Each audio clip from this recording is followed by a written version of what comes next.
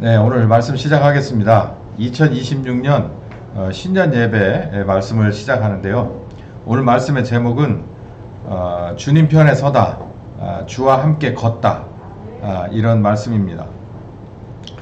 주로 두 가지 얘기를 중점적으로 할 텐데요. 하나님의 뜻은 반드시 이루어진다. 우리 지난 송년 예배 때 말씀 제가 드렸죠. 아무리 어떤 상황이라도 반드시 하나님의 뜻은 이루어지고야 만다. 그게 바로 하나님이시고 그분의 계획이시다. 그리고 두 번째는 그러니까 당신은 뭐 어떻게 할 거냐라는 거예요. 자, 첫 번째, 비록 뭐뭐하여 보여도 우리는 그러잖아요. 직관적으로 이렇게 말해요. 직관적으로가 뭔지 제가 이게 청년 때는 없던 얘기입니다. 거의 우리 사용하지도 않았었어요. 그래도 직관적이라는 얘기를 썼든지 잘 모르겠는데 어떻게 하다 보니까 갑자기 직관적으로라는 얘기가 많이 나왔어요. 그 직관적이란 뭔 얘기인가? 그러니까 쉽게 말하면 딱 봐도예요. 딱 봐도. 우리 때는 척 보면 이런 얘기였거든. 그러니까 딱 봐도 이거는 끝난 게임이네. 지금 우리나라 그렇습니다. 딱 봐도 끝난 게임이에요. 이건 뭐 도저히 뭐 어떤 수를 써도 진짜 광화문에 발 디딜 틈 없이 3.1절에 보이고 8.15에 보여도 그냥 꿈쩍도 안 하는 거예요. 딱 봐도 끝난 게임 같아요. 근데 제가 아까 모두에 말씀드렸다시피 하나님의 뜻은 그렇게 쉽게 꺾이지 않습니다. 하나님의 뜻은 절대 그렇지 않아요. 여러분 보세요. 창세기 1장 1절부터 5절까지 보면 세상이 지금보다도 더 혼돈했어요. 카오스 세탁기 아시죠? 카오스 세탁기는 정말 우리나라의 세탁기에 획을 그은 그런 세탁기입니다. 지금도 여러분 드럼 세탁기가 일반됐지만 여러분 집에 이렇게 그 통돌이 세탁기가 지금도 있으신가요? 저는 통돌이 세탁기를 더 좋아해요. 그리고 이제 그 가운데 봉이 있으면 더 좋고. 그 왜 그러냐면 이 카오스 물결 이게 빨래 잘 됩니다. 저희 집은 담당이 저라서 제가 이렇게도 해보고 저렇게도 해보거든요. 이 카오스 이 물결이 아주 빨래를 잘 해줍니다. 여기 보면 그 단어의 원천이 나오는데 땅의 혼돈이라고 하는 이게 바로 카오스입니다. 완전히 이거는 정리정돈 없이 완전 저 끝에서부터 이 밑에 완전히 완벽하게 정말 어느 한 빈틈 없이 혼돈 그 자체다라는 얘기예요.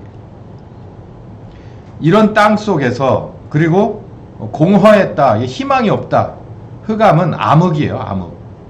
그러니까 빛이라고 하는 것은 그림자도 전혀 볼 수 없는, 실루엣도 볼 수 없는 이런 그냥 한마디로 말해서 카오스 같은 혼돈 속에서 하나님의 신이 수면 위를 오가셨다라는 얘기예요.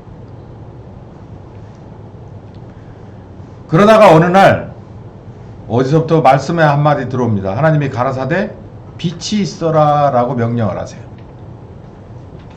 여러분 집에 들어가셔서 뭐 입주 청소나 이사 청소를 하러 들어가시면 이걸 어디서부터 어떻게 손대야 될지, 아니 뭐 큰 틀이나 뭐 이런 건 다 손댈 필요가 없는데 세세하게 먼지 털어내고 그리고 찌든 때 있으면 조금 닦아내면 그만인데도 사람들이 이걸 어디서부터 어디에서 손대야 될지 모른다고 해요. 근데 이 세상은 그거보다도 완벽하게 혼돈스러웠지만 하나님께서 척 보고 빛이 있어라. 빛이 있어야겠다. 빛이 있어라. 그래서 사실은 모든 게 해결됐습니다. 이 카오스는요, 하나님의 빛으로 말미암아서 해결돼 버리는 거예요. 근데 그게 어디서부터 오느냐면 하나님의 말씀에서부터 오더라. 이 말씀이 제가 지지난주에 설교에도 말씀드렸다시피 요한복음 1장에 그분이 몸을 입어서 우리가 볼 수 있는 분으로 오신 것이 예수 그리스도라는 거예요. 비록 뭐뭐하여 보입니까? 괜찮습니다. 현실을 바로 보는 것도 중요하죠. 그런데 하나님의 뜻은 반드시 이루어집니다. 하나님은 정말 이 물질의 계통이 처음부터 끝까지 완벽하게 혼란스러웠을 때 빛이 있으라라고 시작하셨고 완성하셨습니다. 그리고 나서 아담과 하와가 다시 한번 완벽하게 엎어먹었는데 정말 이 세상은 사실 사람을 위해서 창조됐다고 해도 과언은 아니지만 그 정점에 서 있는 아담과 하와가 완성되면서 곧바로 범죄를 저질러서 다시 한번 원점으로 돌려놨을 때, 아무리 아름다운 것도 그 주인공이 썩어버려서 정말 형편없는 세상으로 다시 혼돈스러워졌을 때, 지금 우리예요. 자연은 아무 잘못이 없습니다. 하나님의 뜻대로 다 돌아가지만 사람이 문제예요. 여기 있는 사람이 환경 생각해 준다고 하고서 태양광 놓자고 그러고 풍력 놓자고 하면서 엉뚱한 것에 마이너스 되는 것은 전혀 감안하지 않는 사람 차원에서의 이거는 부패죠. 부패. 이 가운데서 사도행전 2장에 보면 베드로가 성령 임하셔서 첫 번째 공적인 설교를 해요. 그 설교문이 정말 주옥 같습니다. 이건 성령께서 그 주변에 있던 사람들에게 처음 설교를 하신 거예요. 베드로를 통해서. 그 성령의 감동은 뭐라고 마무리 지냐면은 23절에 그가 하나님의 정하신 뜻과, 여기 제가 얘기했죠. 하나님의 뜻.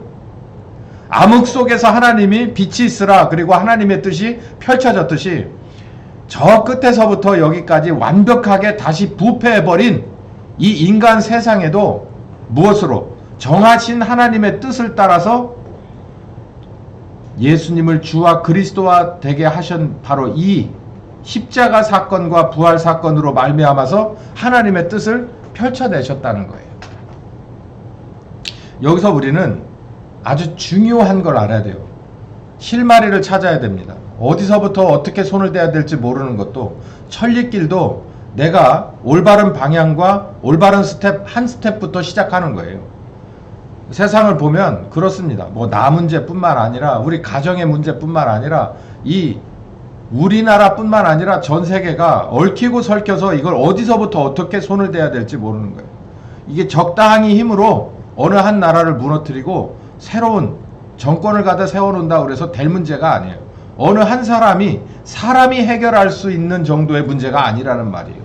근데 오늘 성령께서 베드로를 통해서 정말 구겨질 대로 구겨지고 정말 꼬일 대로 꼬여버린 인간 세상을, 그럼에도 불구하고 하나님이 뜻을 정해서 완벽하게 해결해버리신 내용이 바로 여기에 나온다는 거예요. 첫 번째 설교에서 하나님의 뜻은 죽으신 예수를 다시 살려 주와 그리스도가 되게 함으로써 해결됐다라는 거예요. 자, 그러면 이걸 정리하면 무슨 얘기일까요? 모든 해법은 어디서 나온다는 얘기입니까? 하나님의 뜻에서. 그러면 하나님의 뜻은 뭘까요? 그리스도 안에서 나온다는 얘기예요. 네. 그리스도 안에서 나오는데, 이 그리스도 안에서 나온다는 것은 우리 교회가 지금까지 주구장창 수십 년에 걸쳐서 가르치고 배워왔듯이 예수 그리스도는 어디 계십니까? 하나님의 보좌 우편에 계세요. 하나님의 보좌 우편과 여러분하고는 시간과 공간의 차이가 있어요. 그래서 예수님이 뭘 보내주신다고 그랬습니까? 성령님을 보내주신다고 했죠.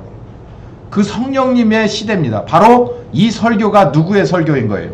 베드로가 설교했으나 누가 그 베드로를 감동했다고요? 성령께서 감동했다는 얘기예요. 성령께서. 지금도 성령님의 시대입니다. 교회가, 이 대한민국의 교회가, 아마 미국 교회도 마찬가지일 거예요. 이 성령 시대를 외면하면서부터, 이 성령님의 존재를 외면하면서부터 서서히 그 기반이 약해지기 시작했어요. 서서히 교회 안에서 성장이, 진정한 하나님의 뜻대로 되는 성장이 멈추고, 열매와 과정이 멈추고, 그리고 사람들이 생각하는 숫자의 개념이 들어오고, 그리고 편한 것이 들어오고, 빠른 것이 들어오고, 사람들의 관점에서 마케팅이 들어와서 이제는 교회인지 아니면 기업체인지 모를 상황이 됐어요. 상담이 아주 우리나라의 교회를, 전 세계의 개신교를 완전히 뒤덮었던 때가 있습니다. 상담으로 해결할 수 있는 일을. 그러니까 안 되고, 거기 이제 비판이 많으니까 뭐라고 넣느냐면 성경적 상담이라 합니다. 항상 언어의 마술사들이 꽤 많아요. 상담은 성령님이 개개인들의 속에서 하시는 걸 믿으시기 바랍니다. 그렇게 된 지 수천 년이 됐어요. 근데 그걸 누가 해요? 성령님이 해야 될 일을 성경적 상담을 목사가 합니까? 물론 이런 건 있어요. 성령님과의 이 교제가 원활하지 못한 분은 도와주는 사람이 있습니다. 마중물 역할을 하는 것은 있어요. 근데 그 성령님이 이제 그 개인에게, 당사자에게 직접 명령하고 직접 동행해서 해결하시려고 하는 그 과정은 본인 스스로가 성령님과 하는 길이에요. 그런 걸 멀리 하면서부터, 그 본질을 멀리 하면서부터 서서히 기반은 약해지고 세상에서 빛을, 맛을 잃어가게 된 것입니다. 여기까지 오게 된 거예요. 자, 이제 우린 이 문제를 어디서부터가 문제인지를 잘 압니다. 제가 아까 얘기하잖아요. 마두로 한 사람 축출했다고 해서 어떤 분들은 부정선거가 거기에서부터 어마어마한 이 보물박스가 나올 거라고 생각해요. 거기서 오픈이 되면 뭐든 다 해결될 거라고 생각해요. 저는 그렇게 보지 않아요. 약간의 임팩트는 있겠지만, 그러나 본질에서부터 해결되는 것은 아니에요. 그리 만만한 일 아닙니다.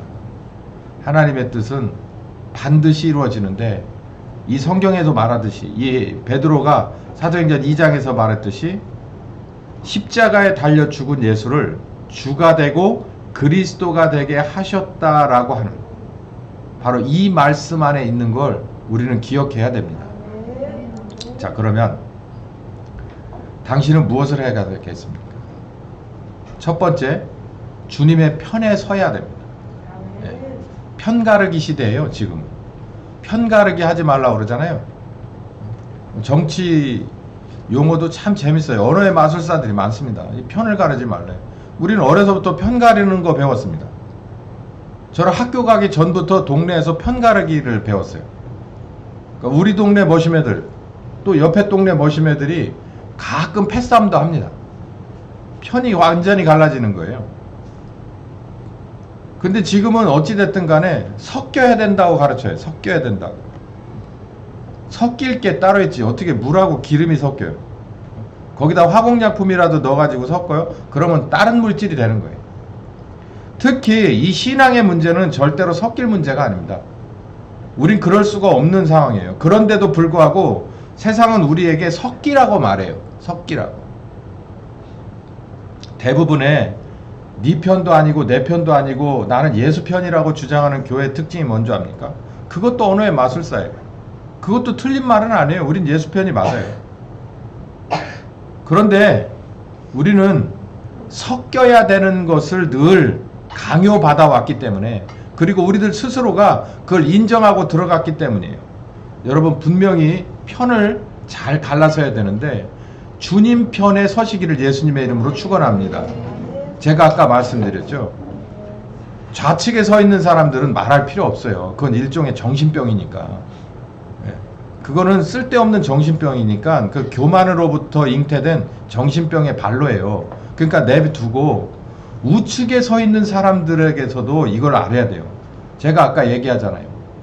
어느 한 수식 가지고서 간단하게 해결할 문제가 아니다라고. 이 문제는 어디서부터 해결돼야 되냐? 성령님의 시대에 각 개개인들에게 임하신 성령님을 우습게 보는 데서부터 출발한 문제라는 거예요. 그걸 교회와 목사가 안 가르친 데서부터 문제가 시작된 거라는 거예요. 그렇기 때문에 주님의 편에 선다는 건 바로 이 말씀의 편에 서는 겁니다. 아버지의 뜻대로 이미 영계에서 진행돼 버렸고 2000년 전에 완성된 예수 그리스도의 원죄 사함의 은혜와 그리고 오신 성령님의 바꿔놓으시는 실제적인 추수사역이 우리들에게 지금도 이루어지고 있다는 것을 여러분은 분명히 믿고 그 편에 서셔야 된다는 거예요. 지금도 똑같이 사도행전 2장, 1장과 2장에서 마찬가지로 예수님이 우리에게 그러는 거예요. 너희는 예루살렘을 떠나지 마라. 외면하고 싶죠. 도망가고 싶죠. 여기를 떠나지 마라. 이 문제 해결할 거다. 성령을 기다려라. 내가 약속한 성령을 기다려라. 그리고 성령께서 오시면 너희가 권능을 받을 테니 예루살렘에서 땅끝까지 내 증인이 되라. 여러분, 증인이 뭐겠습니까? 여러분, 예수를 어떻게 증인 되겠어요?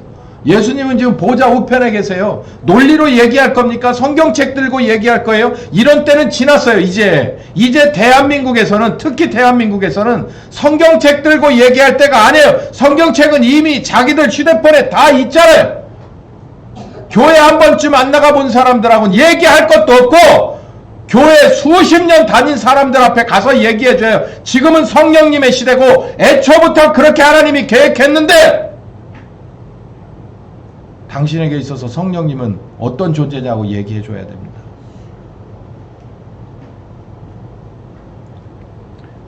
주님의 반대편에 섰던 그런 케이스를 한번 쭉 성경을 보자고요. 이거 제 얘기가 아니고 성경을 그냥 제가 쭉 나열해 드립니다. 마태복음 26장에 예수님의 십자가 달리는 이 과정을 이렇게 쭉 길게 설명을 했어요. 처음에 마지막 만찬을 하실 때 베드로가 와가지고 어떤 얘기가 나와서 나는 절대로, 이 사람들은 다 떠나도 나는 예수님 안 버리고 안 떠납니다 라고 얘기했어요. 그러니까 예수님이 너 다 굴기 전에 3번 부인할걸? 이렇게 얘기를 했습니다. 절대 안 한다니까요. 말 안 한다. 아, 됐어 알았어 안 한다고. 그리고 나서 정말 그 3번 부인하는 일이 그 새벽에 벌어졌어요.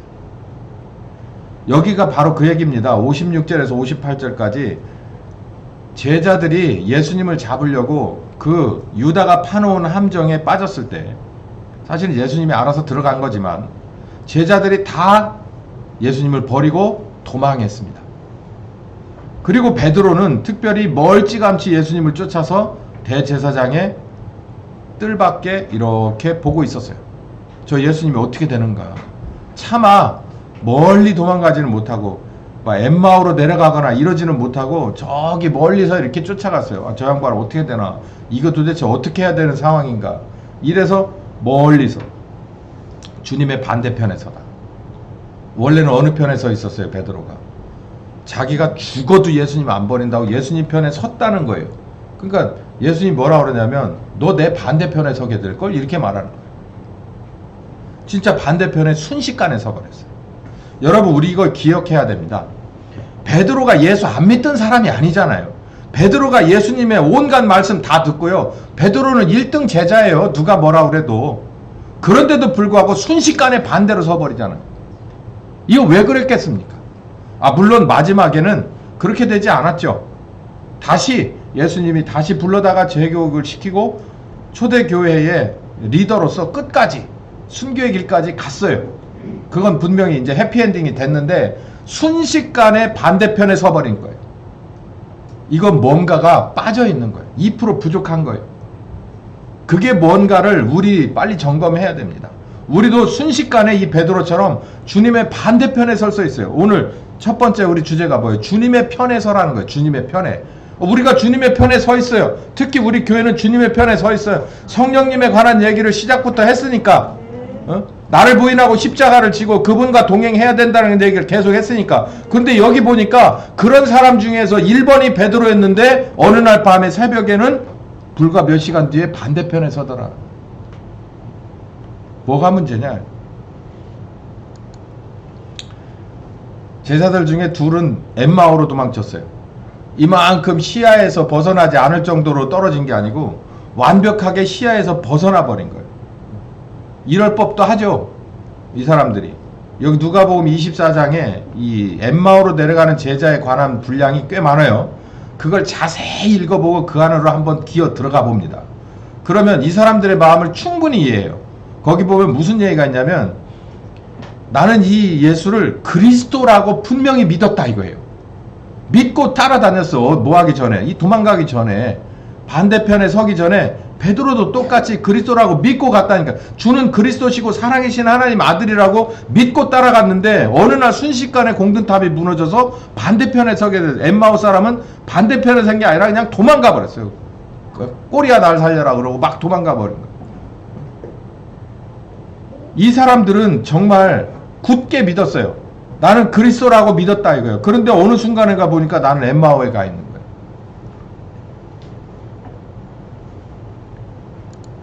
나머지 사람들은 두려워 숨었어요. 멀리 따라갈 용기도 없고 도망갈 용기도 없고 그냥 그 자리에서 땅 파고 숨어버린 거예요. 요한복음에 이런 얘기 나옵니다. 20장에 안식 후 첫날 저녁 때 제자들이 유대인들이 두려워서 모인 곳에 문을 닫았다. 숨은 거예요. 숨은 거. 숨소리도 밖으로 나가지 않게 아주 비밀스러운 장소에 숨어서 이 일을 어떻게 하면 좋겠냐 대책회의를 하고 있는 거예요. 이 사람들이 다 예수님의 편에 서서 따라다니던 사람들이에요. 이리 오너라, 물러거라, 예수님 나가신다 하던 기세등등한 사람들이었어요. 특히 언제 예수님이 나귀 타고 예루살렘에 들어오실 때, 그때 경장했거든. 이 사람들이 대단한 사람들이 이렇게 따라다닌 사람들인데 어느 날 보니까 이만큼 떨어져서 염탐을 하러 다니질 않나. 엠마오로 완벽하게 도망가 아니 있는 곳에 땅 파고 숨어버리는 거예요. 왜 그랬을까를 고민해 봐야 됩니다. 왜 그랬을까?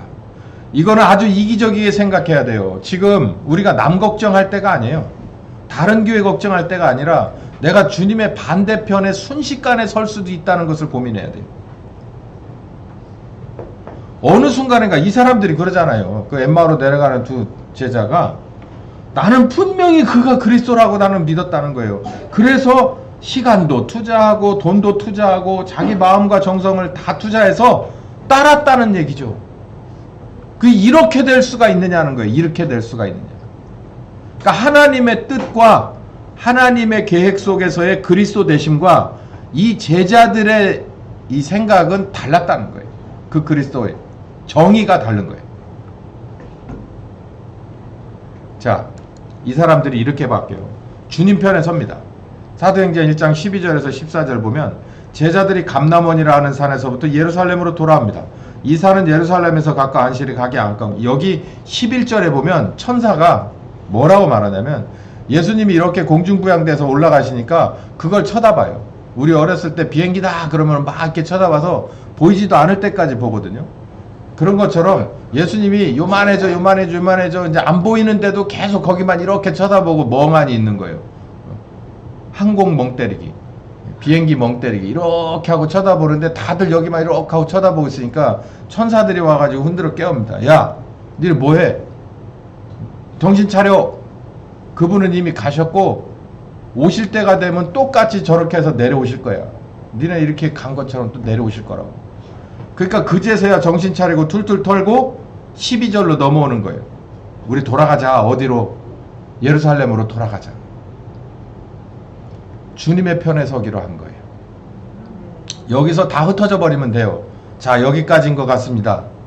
우리 여기서 전부 이별의 포옹을 하고 헤어집시다 라고 할 수 있어요. 엠마오로 가시던 분들 엠마오로 계속 가시고 어딘가에 숨으실 분들은 숨으시고 또 다른 계획 있는 분들은 돌아가셔서 마치 요한복음 21장에 나오듯이 나는 집에 가서 어부할 거야. 그러고서 대다수가 다 제자들이 흩어져 내려갔듯이 그렇게 할 수 있었어요. 주님의 편에 서기로 했어요. 예수님의 친척들하고 모여서 14절 기도하기 시작했어요. 여러분, 우리는 이 점이 굉장히 중요합니다. 이 점이 어마어마하게 중요한 자리. 이들이 돌아서는 장면입니다. 여기가 돌아서는 장면. 여기서 그냥 자기 계획대로 직진해버려도 돼요. 그런데 다시 유턴하는 거예요. 유턴. 이게 쉽지 않습니다. 여기 보면 정말 간단하게 나오지만 순식간에 된 것처럼 나오지만 어느 개인에게는 순식간에도 유턴할 수 있는 게 저 같은 경우는 그렇게 쉽게 유턴이 안 됩니다. 왜요? 내가 살아있으니까요. 플랜 B가 있을 것 같잖아요. 그리고 그거보다는 이게 나을 것 같고 왠지 어떤 이유든지 달아가지고 나는 그냥 내 길 갔으면 좋겠어 라고 하는 게 솔직히 있어요. 근데 이들은 그렇게 하지 않고 돌아섰습니다. 유턴했다는 거예요. 유턴. 우리 2026년은 완벽하게 유턴하는 해가 되기를 예수님의 이름으로 축원합니다. 저부터 되고 여러분도 완벽하게 유턴하는 거예요. 다른 세법, 이 다른 해법은 없어요. 다른 새길도 없어. 여기 이들처럼 다시 돌아 예루살렘으로 가는 방법밖에 없는 걸 믿으시기 바랍니다. 여러분, 누가 이 나라를 사랑하겠습니까? 누가 이 나라의 기초를 걱정하겠습니까? 감옥에 있었던 우남이 사형수였지만 자기는 비록 사형수였지만 자기를 구원하신 하나님 앞에 이 나라를 구원해달라고 기도할 때 우남이 살아나서 재기를 해서 바로 여기까지 올 수 있는 토대를 놓았다는 걸 우리는 모두가 압니다. 여러분, 우리도 유턴합시다. 유턴해요. 나를 살아가는 데서 주를 살아가는 곳으로, 주를 살아가는 데서 주의 사명을 살아가는 곳으로, 주의 사명을 살아가는 데서 주님 앞에 영광 돌려드리는 길로 유턴하는 한 해가 되기를 예수님의 이름으로 축원합니다. 이들이 예루살렘으로 돌아갔어요. 예루살렘으로 가자. 예루살렘으로 가자. 제자들이 감람원이라는 산에서부터 예루살렘으로 돌아왔어. 예루살렘으로 돌아갑시다. 아마 베드로가 했을 거예요. 돌아갑시다. 일사불란하게 돌아와서 합류하는 사람들과 같이 기도에 들어가기 시작했어요. 무슨 기도에 들어가기 시작했을까요? 무슨 기도에 들어가기 시작했을까요? 이렇게 기도했을 겁니다. 우리에게 기회를 주시옵소서. 주와 동행하겠습니다. 우리도 이렇게 기도해야 될 것입니다. 주님, 우리에게, 이 하나침례 교회에게, 주님, 저에게 기회를 주시옵소서. 무슨 기회를? 약속하신 성령 침례 받고 예루살렘에서 땅끝까지 증인으로 동행할 수 있는 기회를 주시옵소서. 이들이 그 기도에 들어가기 시작한 거예요. 유턴했을 뿐만 아니라 그 기도에 들어갔을 때 우리가 무엇을 보아서 그들의 기도의 내용을 알 수 있느냐면, 봉사와 사도의 직무를 대신할 자, 이퀄 뭔지 아십니까? 순교할 자예요. 봉사와 사도의 직무를 대신할 자, 순교할 자예요. 예수님의 제자 중에서 완벽하게 순교하지 않은 사람이 어디 있습니까? 사도 요한도 마찬가지예요. 천수를 다한 것 같이 보입니까? 저는 그 순교가 가장 어려운 순교 같습니다. 모두가 다 순교할 자예요. 그 중에 하나, 이미 자기가 자기 길을 버리고 자살해버린 유다의 빈자리를 누구로 채울고, 이거는 누가 우리와 함께 주를 위해서 죽으러 갈고, 이거예요. 마띠아가 뽑혔습니다. 제가 당신들과 함께 증인의 사명으로 끝까지 가겠습니다. 이들의 기도는 거예요. 우리에게 기회를 주시옵소서. 무슨 기회요? 성령님과 동행할 기회. 이건 무슨 얘기냐면 죽을 기회예요. 여러분, 우린 다 드리지 않고는 우리를 쓰시지 않습니다. 쓸 수가 없어요. 아주 드린 재물만 가지고서 실질적으로 성전이 운영되는 거예요. 아주 드린 사람이 성전을 떠나지 않아서 그 성전에서 잡일도 하고 중요한 일도 하는 거예요. 그래서 예루살렘 성전이 이루어지는 거예요. 아주 드린 재물 가지고, 물질의 재물 가지고 성전을 위해서 먹기도 하고 입기도 하고, 그리고 여러 가지 용도로 쓰는 거예요. 반납되는 것은 계획에 넣을 수가 없는 거예요. 하나님도 마찬가지예요. 예루살렘을 떠나지 말고 오신 성령 기다려라라고 한 것은 나와 함께 끝까지 가자라는 얘기예요. 이들이 그렇게 기도하는 거예요. 전혀 기도에 힘썼다는 내용 두 가지. 주님, 우리에게 기회를 주시옵소서. 아무에게나 주는 거 아닙니다, 여러분. 일손이 없는 건 사실이지만요, 그냥 맡기는 거 아니에요. 저는 이 교회 직분 매직하는 것 같아서 싫은데, 저는 이게 집사 잘 안 주려고 하거든요. 참, 저 굉장히 꼼꼼스러운 사람이에요. 우리 교회 생긴 지 20년 됐는데 안수 집사가 없잖아요. 우리 교회에서 임명된 분들은 다 인턴입니다, 인턴. 언제든지 제가 그만 계약 종료, 그럼 끝나는 거예요. 근데 여기 한번 보세요. 죽으러 갈 자입니다. 주와 함께 죽을, 성령님과 함께 증인의 사명으로 죽으러 갈 자예요. 지금 우리는 지금 대한민국의 교회는 대부분 그냥 스케치만 해봤어요. 직분은 이런 거예요. 권사는 뭐고 집사는 뭡니까? 장로는 또 뭐예요? 뭐 목사는 말할 필요도 없고. 공통점이 하나 있어요. 교회 직분에는 주를 위해서 뭐 할 자라요? 죽을 사람이. 근데 여러분, 안 죽습니까? 우린 다 죽어요. 이게 영광스러운 길이라고 생각하는 사람에게는 영광스러운 길이고요. 그렇지 않고 두렵고 무서운 사람에게는 그냥 한없이 두렵고 무서운 거예요. 이들이 바뀌었어요. 주님의 반대편에 설 수밖에 없었던 이유가 뭐냐면 자기네들이 주를 사랑하지 않았다는 거예요. 네가 날 사랑하냐? 베드로에게 3번을 물어보고 네가 진짜 나 사랑한 거 맞냐? 라고 물어보는 거예요. 진짜 내가 주님을 사랑한다면 지금 2026년에 하나침례교회도 이들과 같이 해야 됩니다. 내 삶을 완벽하게 주님으로 향하고 엠마오로 내려가던 자가 돌아서서 주님을 바라보고 다가와야 되고, 나는 디베랴로 내려가던 사람이 다시 돌아와야 되고, 내가 주를 사랑하니까. 그래서 나도 주님이 나를 위하여 죽으셨듯이 나도 주를 위하여 죽으리라. 이게 바로 우리 주님이 손에 드신 당나귀 턱뼈예요. 이 턱뼈 가지고 일을 하십니다. 그렇게 된 턱뼈가 우남 이승만 대통령인 걸 믿으시기 바랍니다.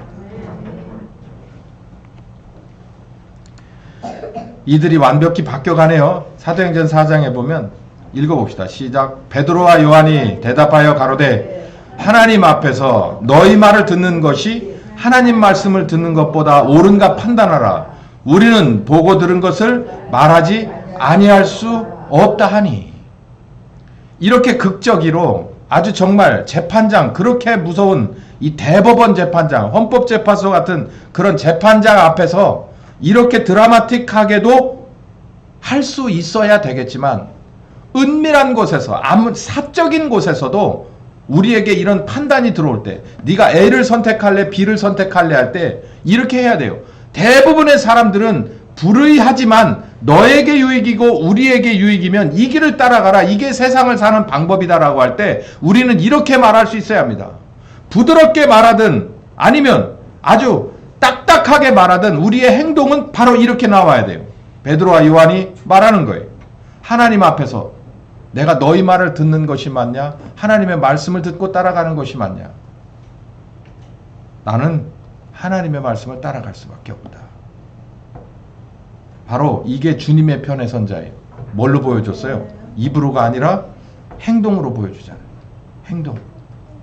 원래 그랬어야 합니다. 이 대한민국의 교회는 그런 빛과 소금을 많이 뿌려댔고 많이 세워댔어야 돼요. 그래야 어두움과 타협하지 않고, 그리고 불의와 타협하지 않고 아주 조그만 목소리로, 아니면 센 목소리로 많은 사람들 앞에서, 아니면 적은 무리나 어느 개인들이 바로 이렇게 소금처럼 빛처럼 뿌려대고 빛을 빛냈어야 돼요. 여기까지 오지 않을 수 있었습니다. 그렇게 하지 않았기 때문에, 그렇게 하라고 가르친 적도 없고 이렇게 되기 위해서 자기를 들여본 적도 없기 때문에 그래요. 베드로가 돌아와서 교회에 알렸습니다. 시작. 저희가 듣고 일심으로 하나님께 소리를 높여 가로되 주여 이제도 저희의 위협함을 하감하옵시고 또 종들과 하여금 담대히 하나님의 말씀을 전하게 하여 주옵소서. 손을 내밀어 병을 낫게 하시고 표적과 기사가 주의 종 예수의 이름으로 이루어지게 하옵소서. 소리 높여 기도했어요. 이제 숨었던 자들입니까? 언제 숨었던 자들이에요? 소리 높여 기도했어요. 여러분, 진정으로 소리를 높일 때가 된 줄 믿습니다. 이제는 바로 그때가 된 줄 믿습니다. 뭐 하자고요? 뭐 하자고? 주님 보십시오. 저들이 우리를 위협하는데 주님 말씀 따라간다니 죽이겠답니다. 주님 말씀 따라 순종하겠다니 우리에게 불이익을 주겠답니다. 굴하지 않겠습니다. 이 길 걸어갈 때에 우리로 하여금 병든 자도 낫게 하시고 표적과 기사와 그리고 모든 것이 우리 주 예수의 이름으로 일어나게 하여 주시옵소서. 성령께서 함께 하셨어요. 권능의 성령께서. 지금도 그렇게 될 줄 믿습니다. 우리가 할 일이 많은 줄 믿습니다. 우리 성령님이 신바람 나실 줄 믿습니다. 주와 함께 걷다. 주님의 편에 서야 돼. 그리고 주와 함께 걸어가야 돼. 마태복음 28장 19절에서 20절. 여기 노란색 한 대만 시작. 너희는 가서 모든 족속으로 제자를 삼아라. 아버지와 아들과 성령의 이름으로 침례를 주고 너희가 내가 너희에게 분부한 모든 것을 가르쳐 지키게 하라. 사도행전 1장 8절 시작. 땅끝까지 이르러 내 증인이 되리라 하시니라. 어떤 증인일까요? 세상과 타협하라고 가르쳐주고 화합하라고 가르쳐주는 걸까요? 너는 빛이다. 너는 소금이라고 했어요. 나는 세상에 화평을 주러 온 것이 아니라 검을 주러 왔다고 했어요. 빛과 소금은 타협이 없어요. 어두우니까, 여기 깜깜하니까 네가 비추면 분위기 깨잖아. 그러니까 너도 잠깐 유보하면 안 되겠니? 그게 무슨 빛입니까? 고장난 거지. 여기 들어와서 네가 소금으로 확 뿌려대면, 여러분 자연인 3종 세트인가? 거기 보면 미꾸라지 있어요. 미꾸라지 이렇게 한 소쿠리 갖다 놓고 거기다가 소금을 한 주먹 싹 뿌립니다. 그럼 어떻게 되나요? 안 보셨구나. 예? 지랄 발광을 합니다. 거기서 지랄 발광. 뭐의 위력이에요? 소금의 위력이에요. 소금 들어가면 지랄 발광을 하는 거예요. 그리고 다 뿜어내 놓는 거예요. 다 뿜어내. 그대로 있을 수가 없는 거예요. 그렇게 하지 말아달라고. 그 꼴을 네가 보고 싶냐? 너 그런 거 좋아하냐? 너도 손해볼걸? 꼭 그래야겠냐? 이게 관행이야. 관행. 관행 갖고 천국 못 가는 걸 믿으시기 바랍니다. 관행 갖고 하나님의 법정에서 관행 가지고 뭔가 이렇게 가감되고 상쇄되는 게 없는 걸 여러분 아셔야 돼요. 하나님은 공의의 하나님입니다. 우리들은 관행이라고 처리가 될지 몰라요. 저기 가선 절대 안 됩니다. 우린 여기서도 안 돼요. 여기 그 관행이라고 그래서 저도 그렇게 그때 잠깐 유보했거든요. 안 돼요. 그렇지 않습니다. 주님과 함께 걸어가는 거예요. 주님 편에 서는 건 어쩌면 말로 할 수 있습니다. 주님과 함께 걸어가는 건 실전이에요. 이건 우리에게 찬바람, 더운 바람, 정말 욕도 그리고 가끔 칭찬도 우리에게 다가오는 실전이에요.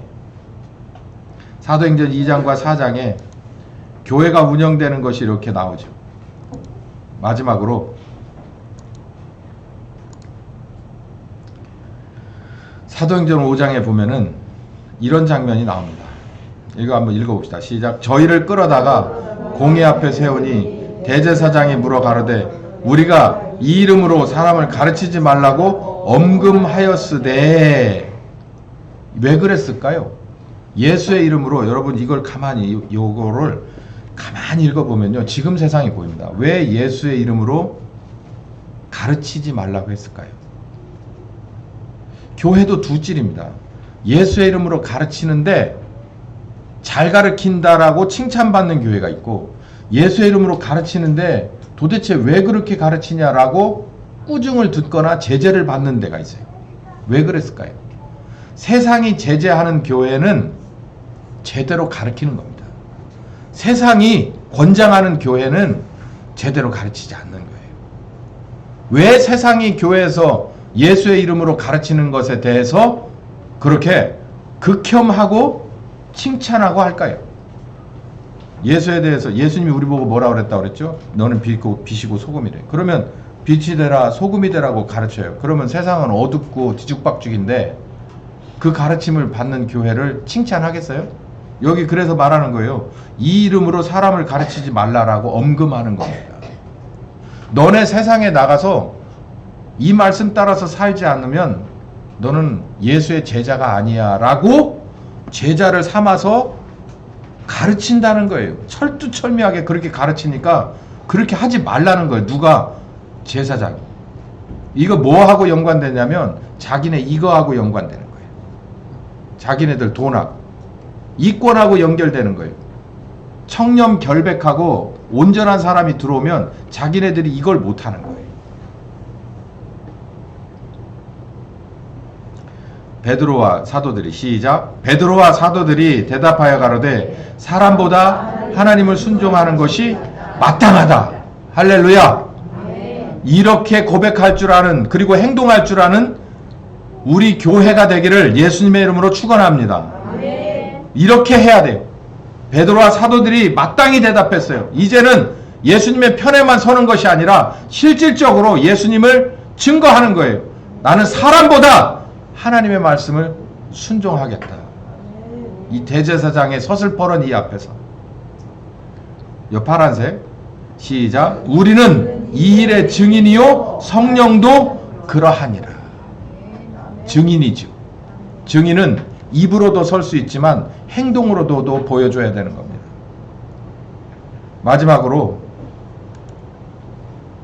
예수님을 핍박하는 맨 앞줄에 섰던 바울의 고백을 한번 들어봅시다. 24절 시작. 나의 달려갈 길과 주 예수께 받은 사명 곧 하나님의 은혜의 복음을 증거하는 일을 마치려 하면은 나의 생명을 조금도 귀한 것으로 여기지 아니하노라. 여기 나오는 사도행전 5장에 제가 이게 잠깐 스킵된 데가 있어요. 여기 누가 조언을 하느냐면 이 정말 서슬퍼런 여기서 이 사도들을 때려 죽이려고 했습니다. 마구 때려 죽이려고 할 때 잠깐만, 그리고 저 뒤에서 누군가가 실루엣이 쓱 하고 등장을 하는데 그게 가말리엘이에요. 가말리엘이 이 사람들 그렇게 하지 말고 내비둬봐. 또 하나님이 하는 걸 수도 있잖아. 그냥 일단 보내주자. 또 뒤에 어떻게 되는지 한번 두고 보고. 그러고서 보내줍니다. 그렇게 했던 사실상의 이 대제사장이나 뭐 온갖 종류의 장로들 그 머리 꼭대기에 앉아있던 사람이 가말리엘인데요. 그 가말리엘이 자기 후계자로 키우던 사람이 하나 있어요. 그게 사울입니다. 그 사울이 우여곡절 끝에 변해서 이렇게 고백하는 장면이에요. 다시 한번 읽어봅시다. 시작. 나의 달려갈 길과 주 예수께 받은 사명 곧 하나님의 은혜의 복음을 증거하는 일을 마치려 하면은 나는 생명도 조금도 귀한 것으로 여기지 아니하노라. 기도합시다. 주님, 성령 하나님께서 지금도 일꾼을 찾으십니다. 어두운 세상 가운데 세워놓을 만한 빛을 찾으시고 뒤죽박죽 부패한 곳에 뿌릴 만한 소금을 찾으십니다. 이 교회에게, 우리에게 기회를 주시옵소서. 주님 편에 서기를 원합니다. 주와 함께 걷기를 원합니다. 우리와 함께 하여 주시옵소서.